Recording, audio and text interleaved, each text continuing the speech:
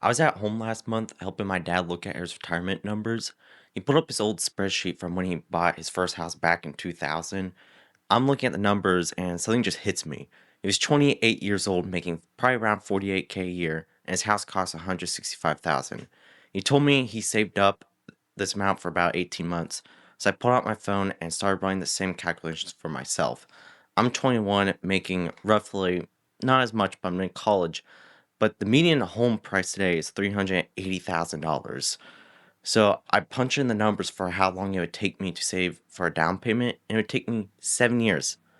7 years every spare dollar, hoping the prices don't keep going up while I'm trying to catch up. And I'm sitting there thinking, what am I missing? What am I doing wrong? Because the math just doesn't add up. So I started digging, and what I found over the last 2 weeks completely changed how I see the economy we're living in. The government says inflation has been running about 2.5% per year since 2000. And when you hear that number, it sounds reasonable. Prices go up a bit, wages go up a bit, everything stays balanced.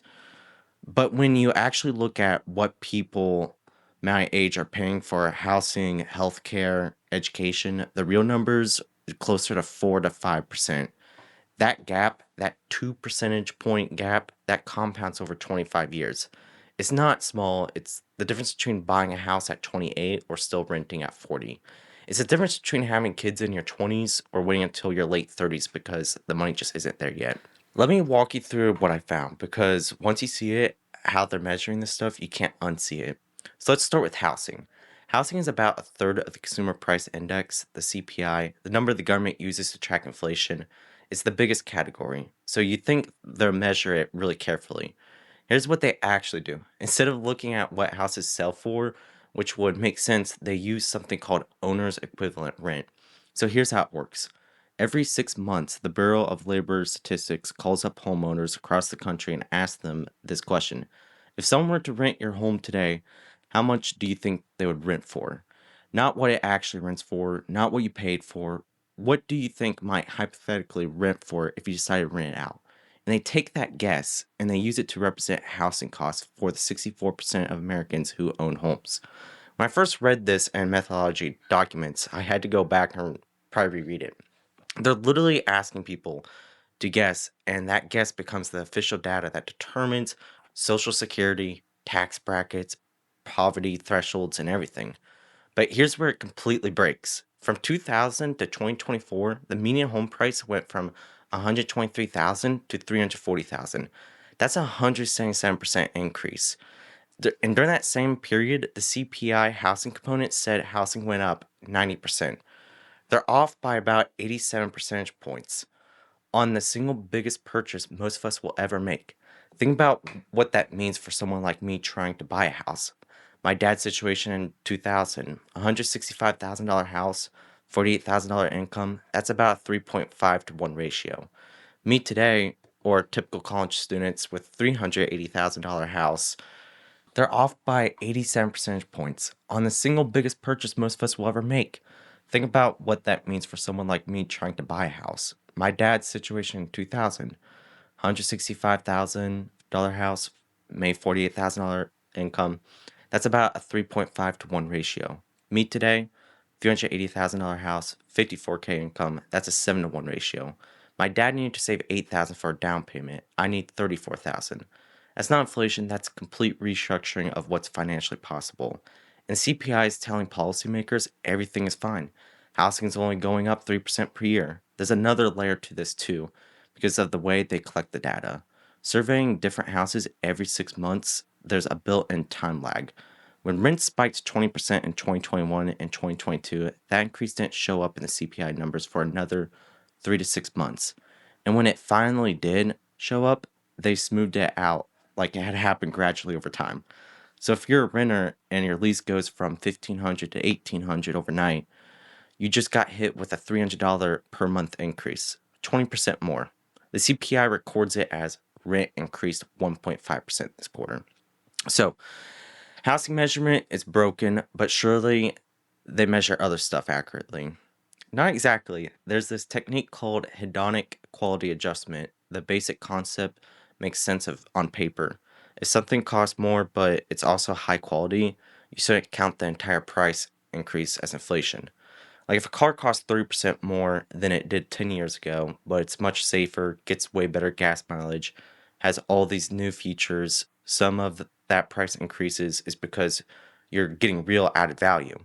In theory, it's fine, but in practice, they use this to push down the inflation numbers on products we actually buy. When the iPhone goes from $700 to $1,000, the bare labor of statistics doesn't count that $300 pure inflation. They run it through their hedonic model. They assign dollar values to better camera, the extra storage, the faster processor, and sometimes they'll conclude the price actually decreased in quality.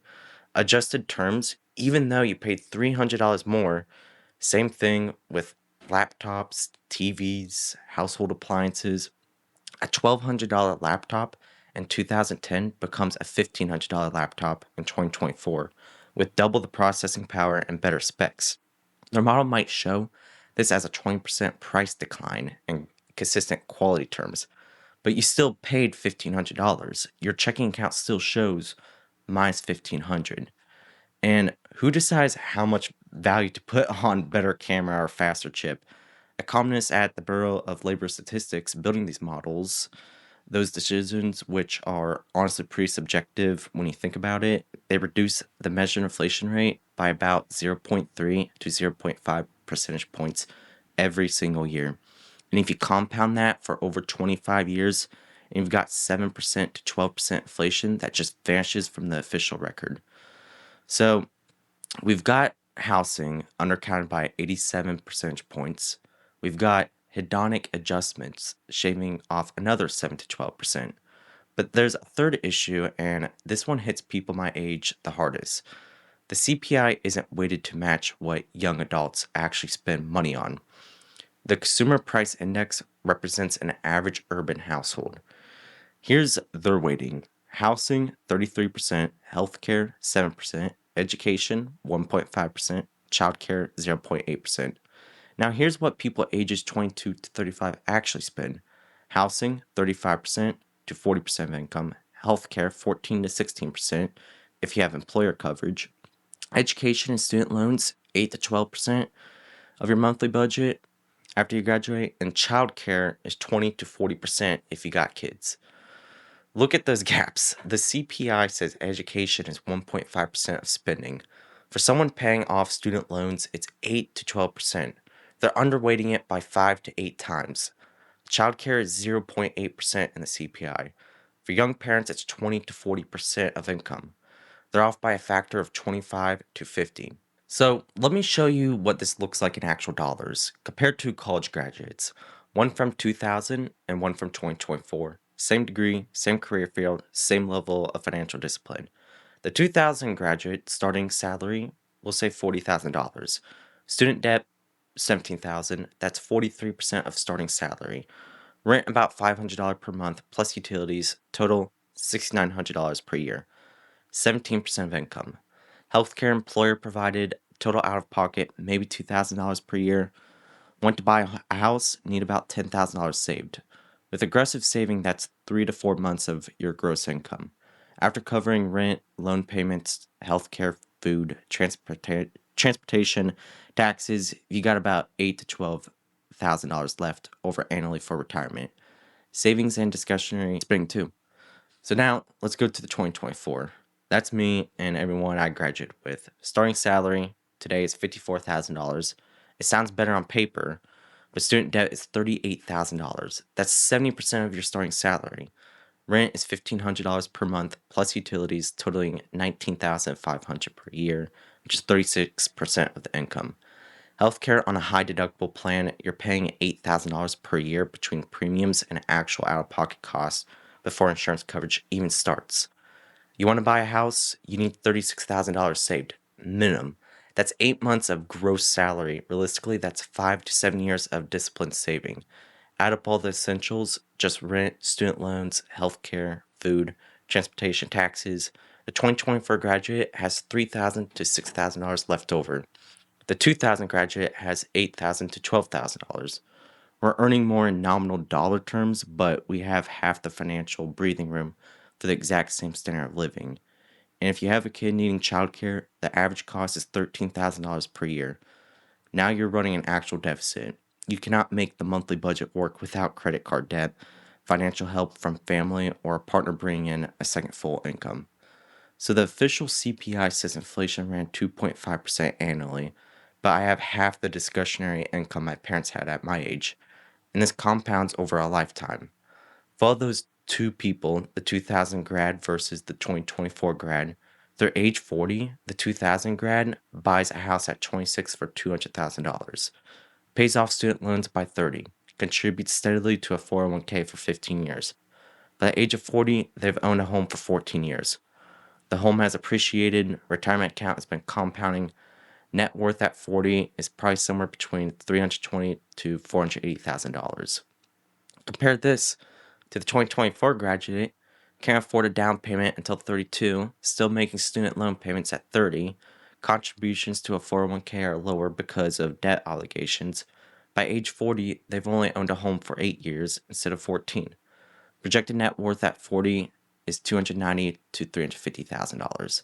That's a $150,000 wealth gap at age 40 between two people with identical degrees, identical work ethic, identical financial discipline. And that $150,000 gap doesn't stay at $150,000. It grows because the first person has more home equity they can refinance or borrow against. More retirement savings generating compounding returns, more financial flexibility to take career risk, start a business, help their own kids with college. By retirement age, that $150,000 gap at 40 becomes a $400,000 to $600,000 lifetime wealth difference. The whole time this is happening, the official CPI is reporting 2.5% inflation. Everything's under control, according to them. So why does any of this matter beyond that? It's because every major federal program is indexed to this number.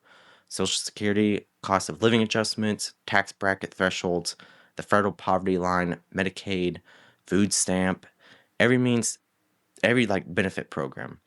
So when CPI reports inflation was 2.8% this year, Social Security recipients get a 2.8% benefit increase. But if their actual costs went up 4.5%, they're falling behind 1.7% every year. And it compounds. When tax brackets adjust by CPI, actually they use an even lower variant called chained CPI. You can get pushed into higher tax brackets even when your real purchasing power is declining. The federal poverty line for a single person is $16,000 per year. That's calculating using a formula from 1963 that's never been fundamentally updated by CPI. I looked up the MIT Living Wage Calculator. In San Jose, California, a single adult with no kids needs $106,000 annually just to cover basic necessities, housing, food, healthcare, transportation. The official poverty line says $16,000. They're off by a factor of 6.5. So you end up with someone earning $50,000 in San Francisco. Officially, they're at the 200% of poverty level. In reality, they can't afford a one-bedroom apartment. The numbers don't reflect what life actually costs. So look, I don't think there's some grand conspiracy at the Bureau of Labor Statistics. The economists there are smart, capable people doing their jobs according to the methodology they inherited. But that methodology has designed for a different economic reality. It doesn't capture what it costs to be a young adult building a life in 2024. If you created a young adult cost of living index properly weighted to what people ages 22 to 35 actually spend money on, using real housing transaction prices instead of speculative surveys, actual student loan obligations, real childcare costs, real healthcare out of pocket expenses, that index would show cumulative inflation of 112% from 2000 to 2024, and the official CPI shows 81%. That's a 31 percentage point gap. That's not a rounding error or a minor technical disagreement. That's a difference between building generation wealth and trending on water financially for your entire working life. So next time someone asks why your generation can't just save more money or why you're still renting instead of buying, it's not because we're financially irresponsible. It's not because we're wasting money on coffee and avocado toast. The underlying math literally works differently than it did for the generation before us. And until we start measuring cost of living in a way that reflects what people actually experience day to day, none of this is going to change. And currently, if you're interested in this type of topic, I encourage you to subscribe. Leave a comment down below what you think of this crisis, and especially if you're someone young, I'm always wanting to hear other people's opinions in this stuff. So if you found this video helpful, please like. As a small creator, it helps me get out. And the lesson in today's video is just we gotta learn more, we gotta take more risk, and it doesn't mean you won't be financially free one day, but having the knowledge of this stuff is gonna help you. That's gonna be it for this one. See you in the next one.